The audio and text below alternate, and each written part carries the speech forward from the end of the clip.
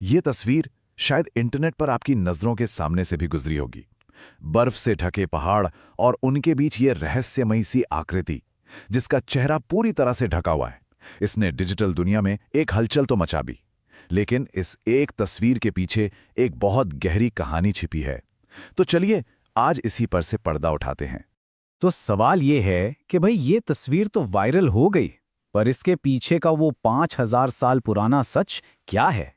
क्या ये सिर्फ एक रंगीन पोशाक है या इसका कोई बहुत गहरा, बहुत पुराना मतलब है? और यहीं पर इस कहानी का असली टकराव सामने आता है। मतलब एक तरफ है हम सबकी आज की दुनिया, हमारी आधुनिक जिज्ञासा, जो इसे सोशल मीडिया पर लाइक्स और शेयर की नज़र से देखती है, और दूसरी तरफ एक हजारों साल पुरानी पवित्र सच्चाई है। एक ऐसी परंपरा जो दर्शकों के लिए है ही नहीं, ये तो देवताओं के लिए है। तो ठीक है, इस पहेली को सुलझाने के लिए हमें थोड़ा पीछे जाना होगा। चलिए सबसे पहले इस प्राचीन रस्म की बिल्कुल जड़ों को समझते हैं कि आखिर ये है क्या, कहाँ होती है और कब होती है। तभी तो हम इसकी आत्मा तक पहुंच पाएंगे। तो सबसे पहला सवाल, ये साउनी देवदूत हैं कौन? देखिए, किन्नौरी लोक कथाओं के हिसाब से ये मंदिर में बसने वाले देवता नहीं हैं। नहीं, ये हैं जंगल की आत्माएं। आप इन्हें परियां भी कह सकते हैं। ये वो अनदेखे रक्षक हैं जो कड़ाके की ठंड में, जब सब कुछ जम जाता है, तब ऊंचे पहाड़ों से नीचे उतरकर गांव वालों की रक्षा करते हैं। और एक बात, ये जो पूरी रस्म है ना, ये किन्नौर के अनोखे भूगोल से, मतलब वहां के पहाड़ों घाटियों से बहुत गहराई से जुड़ी हुई है। ये कोई आम त्योहार नहीं है, इसे एक आध्यात्मिक सफर समझिए, एक यात्रा जो इंसानी बस्तियों से शुरू होती है और उन पवित्र ऊंचे ऊंचे चरागाहों तक जाती है, जहां माना जाता है कि इन आत्माओं का वास है। अच्छा, एक और बड़ी दिलचस्प बात है, रौलने कोई एक दिन का इवेंट नहीं है, बिल्कुल नहीं। ये तो एक पूरे साल चलने वाले चक्र का एक साइकिल का हिस्सा है। सोचिए, देवता सर्दियों की शुरुआत में आते हैं, गांव की रक्षा करते हैं, फिर होली के बाद इसी रौलने रस्म के जरिए उन्हें विदाई दी जाती है। वो गर्मियों में ऊंचे चारागाहों में आराम करते हैं और इधर गांव वाले फिर से उनकी वापसी की तैयारी में लग जाते हैं। है ना प्रकृति और इंसान के बीच एक खूबसूरत अटूट रिश्ता। अब आते हैं कहानी के सबसे गहरे, सबसे रहस्यमयी हिस्से पर, वो बदलाव जो इस रस्म के बिल्कुल दिल में है। मतलब कैसे एक आम इंसान एक पवित्र माध्यम बन जाता है, देवताओं और इंसानों के बीच बात करने का एक जरिया, एक वेसल। तो होता यह है कि इस रस्म के लिए गांव के 2 लोगों को चुना जाता है। वो एक दिव्य जोड़े का रूप लेते हैं, रैला यानी दूल्हा और रौलने जो दुल्हन का प्रतीक है। और उनकी जो वेशभूषा है वो देखने में तो सुंदर है ही, पर उसका हर एक हिस्सा मतलब रखता है। हर एक गहना, हर एक कपड़ा सदियों पुरानी परंपराओं की कहानी कहता है। लेकिन ये पहनावा सिर्फ सजने संवरने के लिए नहीं है, ये असल में एक आध्यात्मिक ढाल है, एक स्पिरिचुअल शील्ड। चेहरे पर जो ये मोटा कपड़ा बंधा है ना, वो इसलिए है ताकि कोई भी इंसानी ऊर्जा, यहां तक कि सांस भी बाहर ना जा सके। इसे पहनने वाला इंसान अपनी पहचान, अपना मैं, सब कुछ भूल जाता है। वो बस एक पवित्र पात्र बन जाता है, देवताओं से बात करने का एक माध्यम। और ये पूरी रस्म पूरी तरह खामोशी में होती है। एक बार तैयार होने के बाद रेला और रौलने एक शब्द भी नहीं बोलते। सबसे पहले मंदिर की परिक्रमा होती है, बिल्कुल धीमी, जैसे कोई ध्यान में चल रहा हो।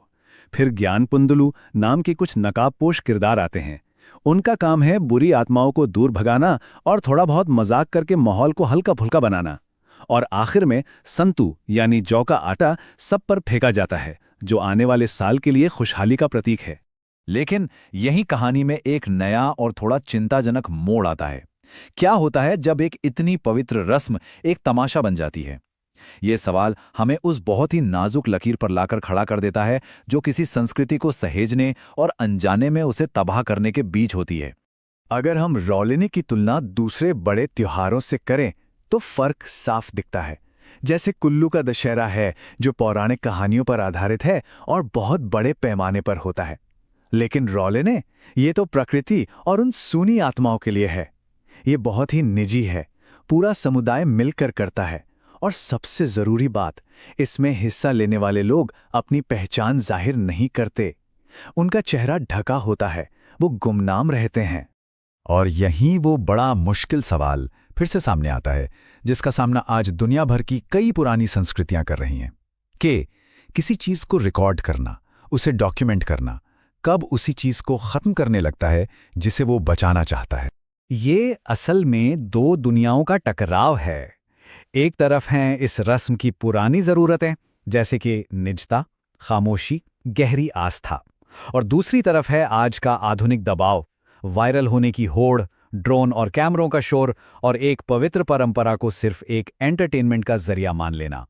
और ये कोई हवाई बात नहीं है, ये सच में हो रहा है। पिछले कुछ सालों में सोशल मीडिया पर रील्स और वायरल तस्वीरों के चक्कर में टूरिस्ट, व्लॉगर्स और ड्रोन्स की एक बाढ़ सी आ गई है, और उन्होंने शांत घाटी में आकर इस रस्म की पवित्रता को कहीं ना कहीं भंग करना शुरू कर दिया है। तो फिर रौले का असली मकसद है क्या? अगर ये लोगों को दिखाने के लिए कोई परफॉर्मेंस नहीं है, तो फिर क्या है? चलिए अब इसके असली उद्देश्य को समझने की कोशिश करते हैं। इसका पूरा सार, पूरी आत्मा शायद इस एक लाइन में छिपी है कि इसे कैमरे में कैद करने के लिए नहीं, बल्कि अदृश्य शक्तियों के साथ संवाद करने के लिए डिजाइन किया गया था। ये चीज देखने के लिए नहीं बनी, ये महसूस करने के लिए बनी है।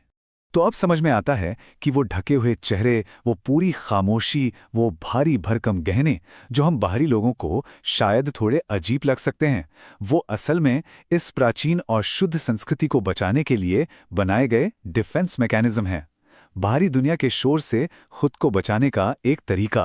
तो आखिर में ये कहानी एक अटूट रिश्ते की है। किन्नौर के लोग जानते हैं कि ये पहाड़ उनकी हिफाजत करते हैं, और उनकी आस्था इन पहाड़ों की हिफाजत करती है।